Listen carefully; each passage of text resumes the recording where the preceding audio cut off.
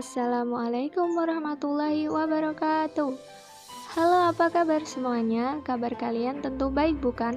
Baiklah, kita akan mulai. Sebelumnya, perkenalkan, namaku Putri Setiawati dari PGMI 3B. Kali ini kita akan membahas mengenai konsep dan karakter pendidikan IPS. Apa sih konsep dan karakter pendidikan IPS itu? Lahirnya ilmu pengetahuan sosial atau IPS. Bidang studi IPS yang masuk ke Indonesia berasal dari Amerika Serikat, yang di negara asalnya disebut sebagai Social Studies. Pertama kali Social Studies dimasukkan di Rugby, Inggris pada abad 18 yang ditandai dengan perubahan penggunaan tenaga manusia menjadi tenaga mesin. Latar belakang dimasukkannya bidang studi IPS ke dalam kurikulum sekolah di Indonesia tidak terlepas dari situasi kacau termasuk ke dalam bidang pendidikan sebagai akibat pemberontakan G30 SPKI. Pada Replita 1 tahun 1969 sampai 1974, tim peneliti nasional di bidang pendidikan menemukan 5 masalah nasional dalam bidang pendidikan. Kelima masalah tersebut antara lain: 1. Kuantitas yang berkenaan dengan perluasan dan pemerataan kesempatan belajar. 2. Kualitas yang menyangkut peningkatan mutu lulusan. Yang ketiga, relevansi atau kesesuaian sistem pendidikan dengan kebutuhan pembangunan. Kemudian yang keempat, efektivitas sistem pendidikan. Dan yang terakhir ialah efisiensi penggunaan sumber daya dan dana pembinaan generasi muda untuk menyiapkan tenaga yang produktif. Kemudian pada tahun 2004, pemerintah melakukan perubahan kurikulum kembali yang dikenal dengan kurikulum berbasis kompetensi atau KBK dalam kurikulum SD, dan IPS berganti nama menjadi pengetahuan sosial. Pengembangan kurikulum pengetahuan sosial merespons secara positif berbagai perkembangan informasi, ilmu pengetahuan, dan teknologi. Hal ini dilakukan untuk meningkatkan relevansi program pembelajaran pengetahuan sosial dengan keadaan dan kebutuhan setempat. Ilmu pengetahuan sosial di setiap sekolah itu mempunyai perbedaan makna, disesuaikan dengan karakteristik dan kebutuhan peserta didik, khususnya antara IPS untuk sekolah dasar atau SD, dan IPS untuk sekolah menengah pertama atau SMP, dan IPS untuk sekolah menengah atas atau SMA. IPS sebagai program pendidikan atau bidang studi dalam kurikulum sekolah yang mempelajari kehidupan manusia dalam masyarakat serta hubungan atau interaksi antara manusia dengan lingkungannya, baik fisik maupun sosial. Isi atau materi IPS diambil dan dipilih dari bagian-bagian pengetahuan atau konsep dari ilmu-ilmu sosial yang disesuaikan dengan tingkat pertumbuhan dan usia siswa. Konsep memiliki arti sesuatu yang umum atau representasi intelektual yang abstrak dari situasi, objek, ataupun peristiwa. Suatu akal pikiran, suatu ide atau gambaran mental. Istilah tersebut meliputi ilmu sosial atau social science, studi sosial atau social studies, dan ilmu pengetahuan sosial atau IPS. Ilmu sosial atau social science.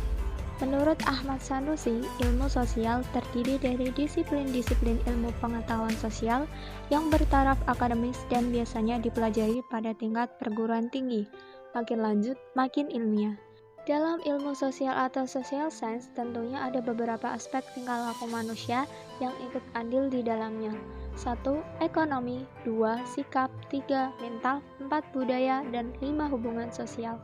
Semua itu menghasilkan studi khusus tentang aspek-aspek tingkah laku manusia, di mana setiap bidang keilmuan hanya mempelajari satu aspek. Inilah yang disebut ilmu sosial. Studi sosial atau social studies adalah suatu bidang pengkajian tentang gejala dan masalah sosial, lebih memperlihatkan bentuknya sebagai gabungan ilmu sosial. Kerangka kerja yang digunakan tidak selalu bertaraf akademis universitas, bahkan merupakan bahan-bahan pelajaran bagi siswa sejak pendidikan dasar.